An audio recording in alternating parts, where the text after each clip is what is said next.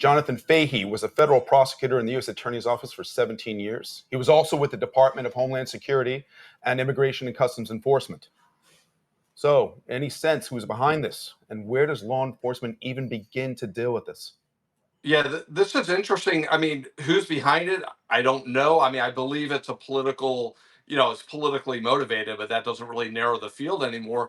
And you do think what's interesting on a lot of these things, you think of the Trump assassination attempt or the attempts plural, the people were caught right away, and most crimes, are solved within a lot of times the first 24, 48 hours.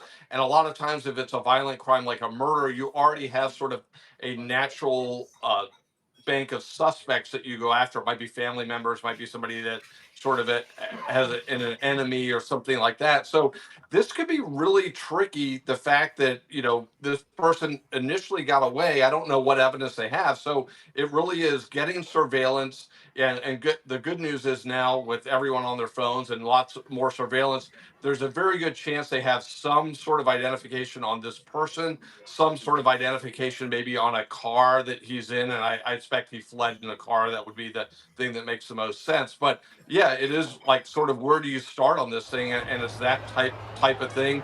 They could also do things to isolate cell phones that are in the area to sort of track numbers, which is complicated, but you may be able to get a sense of that to track a cell phone number. But really, it is, hopefully, I'm hopeful they have some leads and they're honing in on it. But really, it is a complicated situation. And changes when we find out that the shooter was not taken into custody right away. Now we've got hours and hours going by, so that I imagine makes this investigation all the more complex and complicated for those authorities who are trying to find him or her. Yeah, exactly. It's that initial, what happens initially is so important, and it is more complicated. The good news is the resources that are going to be focused on this are enormous. You have the FBI, the state of Utah, so they are going to, scour, the earth, so to speak, to catch whoever did this. But again, you need evidence, you need leads to be able to do that. So, and I'm hopeful they have that.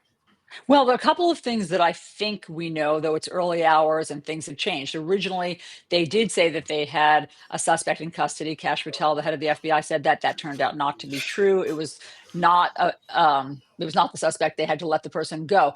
But here's what I believe they think at the moment: one shot, only one shot fired.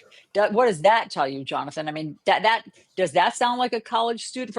And they believe it was from a building, so not in the crowd, from a building somewhere on campus. So does that put this person in a different category?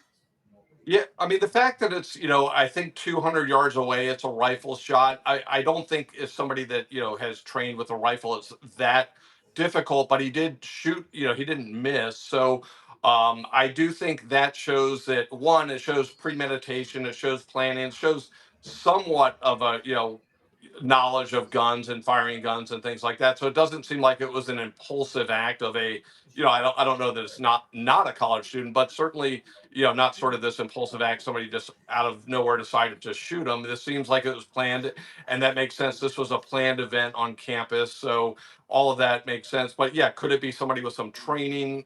Certainly, it was a good shot, but it could just be somebody that has knowledge and some practice shooting a rifle. But yeah, the one shot thing, and maybe they may find a shell casing, they may not, but the types of things like that, they'll have a shell casing that, but to have that make any benefit for the shell casing, you have to then find the firearm, trace the firearm to the particular person. So again, it just seems like there's just so many, at least unknowns to us right now. Hopefully they're not unknowns to the people investigating.